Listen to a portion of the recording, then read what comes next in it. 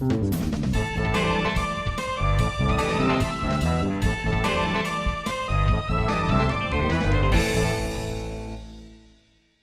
ever play one of those games that you start on a whim and it just consumes your entire life for a week to the point where you begin to worry that it might be detrimental to your health? Yeah, Subnautica is really good. Not perfect by any stretch, but I've not really played a game this compelling in quite some time. For frame of reference, I've sunk about 50 hours into it in less than a week, so if you want to go into this game completely blind, just take my unhealthy play sessions as an endorsement. I'll try not to go too far overboard with spoilers, but just consider this your warning. This is your chance. Shoo! Are they gone? Alright then, let's dive in. Do you like Metroid Prime? Does the premise of exploring an alien planet and scanning things for morphology and lore and obtaining new equipment to progress into previously inaccessible areas appeal to you? Then this game is for you! At first glance, when looking into Subnautica, you could be forgiven for thinking it's just another randomly generated survival game. But thankfully, that's not the case. That's right, this game actually has structure and a goal. The basic premise for the game is that you're an employee of some description aboard a ship called the Aurora that's made a crash landing on planet 4546b, and are one of the few to make it off the ship in a life pod, and the sole survivor among the escapees. And it's up to you to make sure that you continue to survive while you find out why you crashed here, and find a way to get off the planet. That being said, this isn't a survival game, strictly speaking. It can be, but if you're like me and dislike dealing with thirst and hunger meters, you can simply play in freedom mode, where HP and resources are your only concern. There's also a creative mode if you want a completely toothless experience, but that's a different matter. Maybe I'll see if the survival mode changes my opinion at a later date, but for now we're talking about the freedom mode. The core of the game is exploring planet 4546b. You're not dropped into the world without direction. Beyond the main objectives hanging over your head, you're drip-fed a few radio distress calls with coordinates for you to investigate, which encourages you to explore beyond the comfort of the safe shallows you start in. Doing so can provide you with a variety of things, from finding blueprints to expand your repertoire of equipment, habitats, modules, and vehicles, to discovering new biomes that may yield resources you've not come across, and learning the fates of others who survived the crash, but, didn't survive after that. Is that still a survivor? As stated earlier, the game actually does have structure to its progression. I'd go as far as to say it's actually a Metroidvania, intentionally or not. I realize that might be a bit controversial given the game's open-world-ish nature, and really that's the only reason I was originally hesitant to claim it as a Metroidvania. But open-world aside, it meets all the criteria. There are plenty of areas the game has that prohibit entry without the proper equipment. For example, you can't go to the crash site without a radiation suit due to its damaged engines, and you can't take vehicles below certain depths without upgrading them with depth modules so they don't get crushed by the ocean's pressure, etc., etc. There are plenty of natural ways by which the game prohibits exploration with required equipment, and it's very reminiscent of Metroidvania's progression structure. I can honestly say I wasn't expecting to discover a new 3D Metroidvania. The biggest difference between Subnautica and other Metroidvanias would be that your equipment doesn't always manifest as permanent upgrades to your character. More often, for better or worse, due to the game's strict inventory system, you're encouraged to store unused equipment and vehicles that you don't need. It's a double-edged sword. On the one hand, this means that you have to be more thoughtful of the items that you keep on your person. You can't carry all of your gear, or you inhibit your ability to gather resources to fabricate whatever equipment you may need later. You have to think critically about what environments you're going into, and on the other hand, in being dependent on player judgment and the relatively large size of the game's world, should backtracking become necessary because you couldn't foresee a necessary resource, it can turn tedious. This issue, while infrequent, does reach its peak in the mid-game, and this does come down to one thing: batteries. That might sound a bit strange at first, but batteries are probably the biggest balance breaker in the game. Batteries and power cells are pretty much self-explanatory. They power your gear, be it your handheld equipment or the vehicles you use to explore the depths of 4546b. To understand the issue, I need to explain that there are two types of battery and power cell classes that are obtained through normal means in the game: regular acid batteries and ion batteries. So you might think, what's the big whoop? Well, not much really, at least not for handheld batteries. Honestly, the power cells you create from them are where the issue lies. But potato potato, they both power things. The problem is that while regular power cells are serviceable for exploring the surface, they're barely efficient enough for deep-sea exploration. So the only way to reliably make it to the bottom of the ocean without running out of power is to either stock up on power cells, which is no small task, or build bases as you descend to the planet's depths, again, no small task. Were you to run out of power, you're pretty much going to be stranded.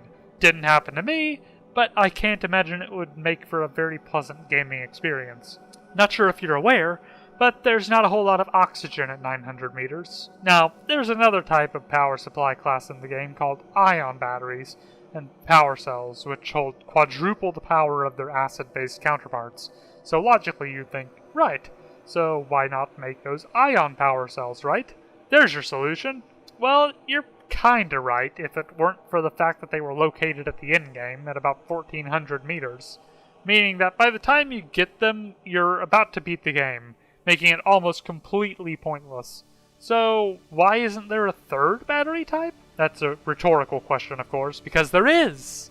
It's called a lithium battery. But, and this is a big but, it's not available outside of creative mode for whatever reason, and I'm honestly not sure why. It bridges the massive gap between the other power sources, between barely functional in the mid to late game to completely overpowered. And the worst part about this is that lithium batteries and power cells are completely intuitive.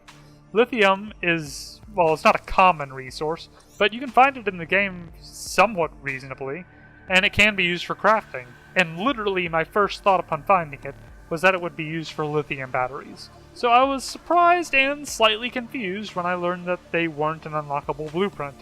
This is a blisteringly confusing design decision that I just can't wrap my head around, and it only serves to hurt the game by not including it. But I guess that's enough rambling about batteries. I kinda blew that out of proportion. Who'd have thought that batteries would be such a point of contention, eh? I guess to contrast that complaint, I'll talk about something about progression that I truly adore, and that's the vehicles. While I'm personally on the fence regarding the game's handling of blueprints, and I'll get to that in a bit, there's no doubt that rewarding the player with vehicles is a great way to empower the player to explore deeper into the planet. Be it the Seamoth, which is perfect for exploring the upper portions of the planet, or the mobile fortress of a submarine known as the Cyclops, and the game's take on power armor, the Prawn Suit. The Cyclops acted as a focal point of the game for me, and was my base of operation for most of the game. The Cyclops, while initially daunting to drive, makes you feel like you're mastering the game's mechanics, especially when you use it to descend into the darkest depths of 4546B. This is enhanced further by how the game allows the Cyclops to carry the other two smaller vehicles, and there's nothing quite as liberating as descending into the dark volcanic caverns and deploying your power armor from your Cyclops. It's just so good! And the Prawn Suit is awesome, too. You can equip it with a variety of different arms, grappling hooks, and torpedo launchers, don't give it all away now. Suffice it to say, the vehicles are enormously satisfying to both obtain and explore with on a level of catharsis I haven't gotten out of just about any other Metroidvania, and sometimes even Metroid if I'm being honest. Next, I want to talk about tools, which is to say, your handheld gear that you use as support in your adventure. For example, the scanner, repair tool, propulsion cannon, repulsion cannon, laser cutter, and a whole host of others. The first, and arguably the most important tool you'll get in the game, is the scanner. If you've played Metroid Prime, you've probably already got a good idea of where I'm going with this. Yep, that's right, you use the scanner to scan shit. Fancy that. More specifically, you use it to gather information on the morphology of fauna and flora of various biomes, along with lore and data logs from various sources in the game. Very much like another game with this feature. I wonder what that could be. Albeit the scanner in Subnautica actually does have utility beyond merely spewing information at you. What sets it apart from the scan visor of Metroid is that it allows you to assemble blueprints by examining the broken remains of various pieces of equipment, tools, vehicles, and habitat modules. It adds a nice layer of importance to an otherwise simple item, and while I'm dubious about how the game incorporates blueprints, it does create a tangible and important feature that would typically be an optional mechanic in other games. And it encourages the player to take a look at the world beyond the surface, which is thematically appropriate if you think about it. Beyond that, the other tools are a bit more straightforward. The repair tool repairs broken habitats and vehicles. The habitat builder builds habitats, and the flashlight and light stick light. But enough of the obvious ones, let's talk about some interesting tools. The laser cutter is one of them. It's very situational. Its literal only purpose is to burn holes into sealed doorways of wreckage from crashed ships, so you can explore further into them. While I like the concept and how it adds a nice layer of tension when your oxygen is ticking down while you're cutting away, with it ultimately just having one relatively minor purpose, I can't really think of why it couldn't be better implemented by just adding those mechanics to a different tool. As it stands, it just lacks the same versatility as the rest of your arsenal. Arguably my favorite tool in the game is the propulsion and repulsion cannon, which are basically Subnautica's equivalent of the Half-Life 2 gravity gun, albeit with dodgier physics. But all the same, it's a really cool inclusion. Let's go back to the bit about the laser cutter's utility being better implemented into a different tool. Well, this is what I'm referring to.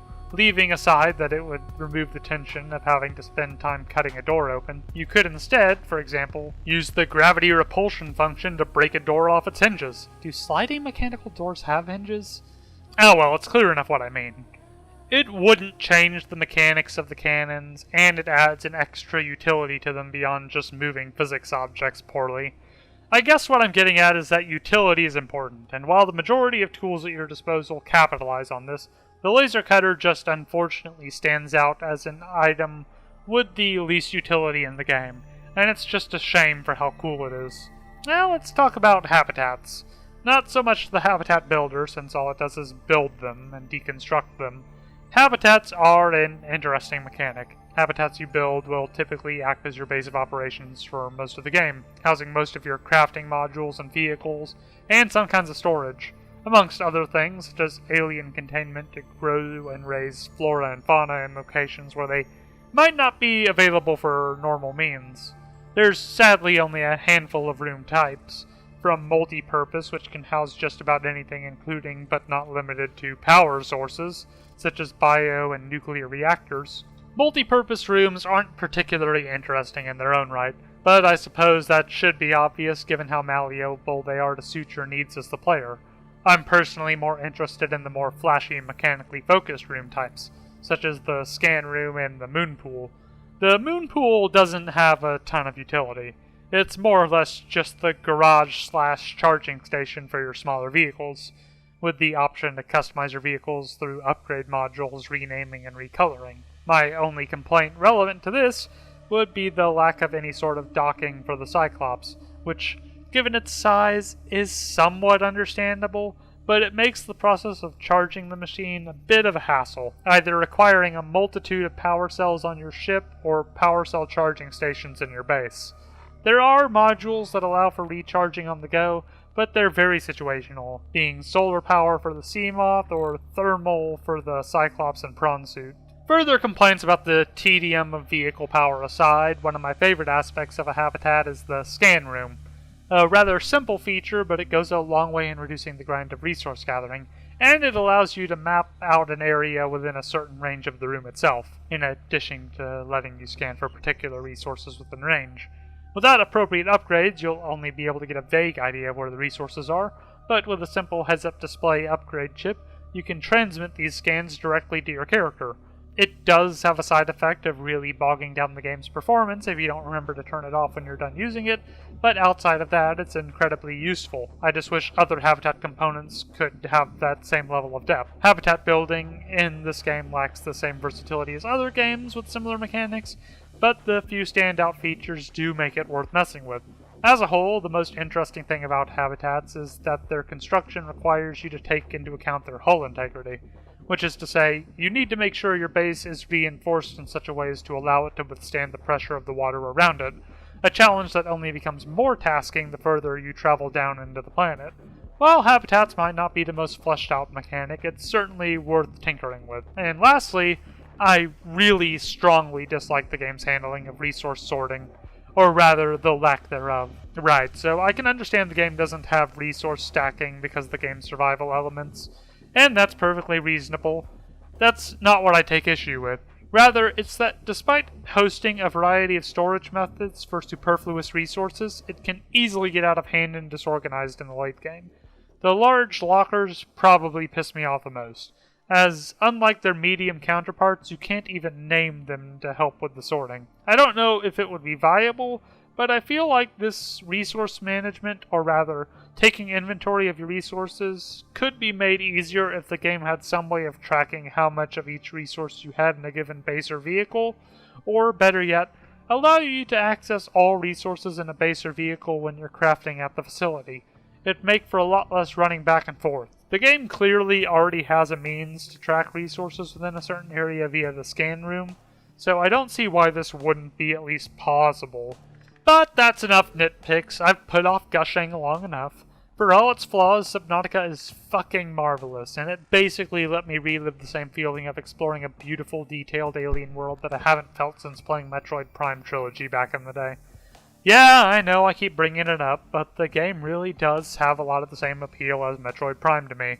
Now I'm gonna let you in on a little secret. I have a crippling fear of the deep ocean where you can't see the bottom.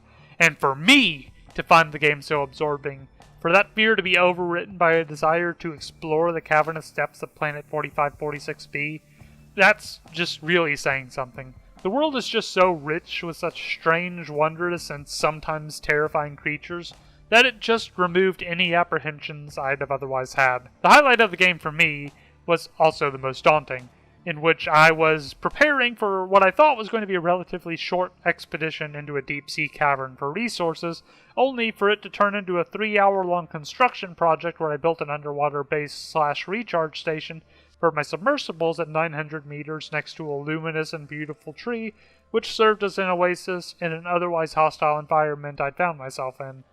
The world does a brilliant job at drawing you in and immersing you not only through its world, but through its sparse narrative that encourages you to learn the planet's secrets, and its haunting and atmospheric sound design, such as the distant moaning of a leviathan or the non-diegetic music that plays from time to time. Honestly, I could go on forever.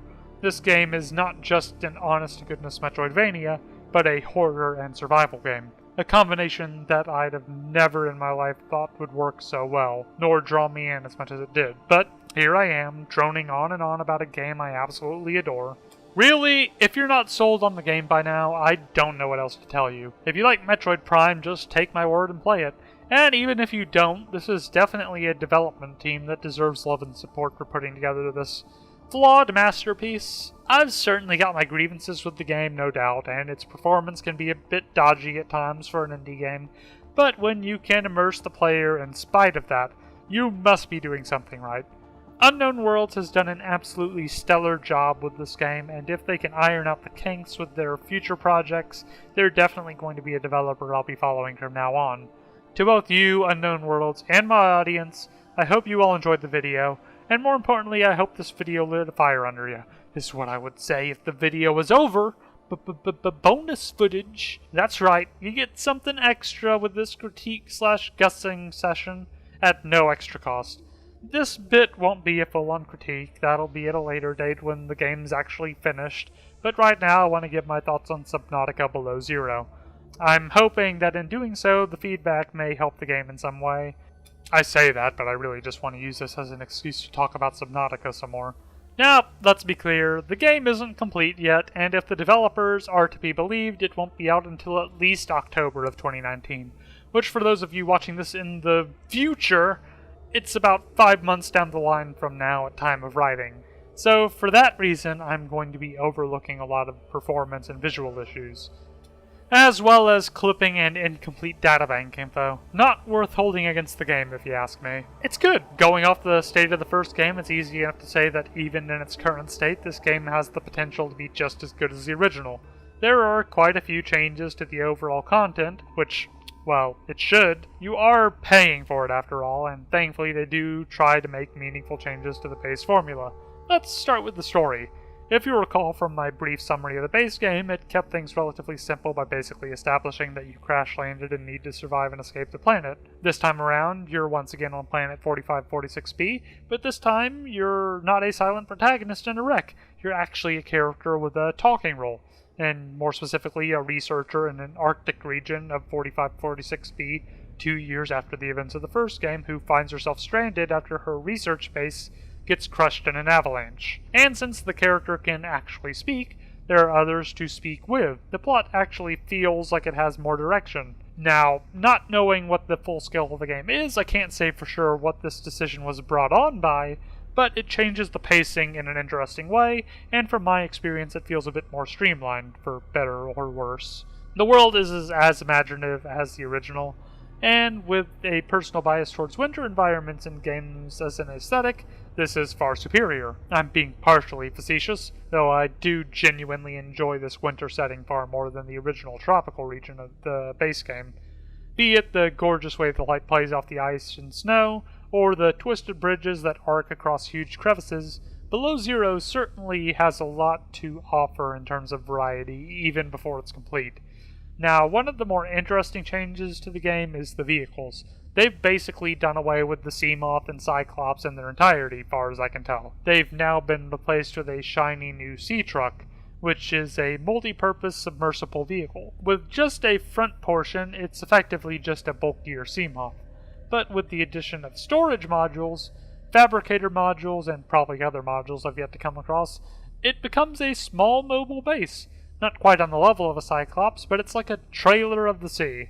Naturally, hauling multiple modules will slow it down and consume more power, which adds a nice layer of risk-reward. You're not stuck with the additional modules either. You're freely able to detach your modules at any time if you want to explore without risking your equipment, or if you need to make an emergency escape. The game doesn't quite know how to handle docking the vehicles yet, but I'm sold on the concept, and I'm sure it'll be even better once they iron out the issues. Now, the most recent update, while a bit bare bones, is really cool and interesting. The Snow Fox. This is the series' first land-based vehicle, which is basically just a hover bike for navigating the large glacial regions. Not really much to do in the area yet, but it was pretty fun riding around, and I'm looking forward to see what they do with it in the future. Speaking of, land regions are a much bigger part of the game's world compared to the base game.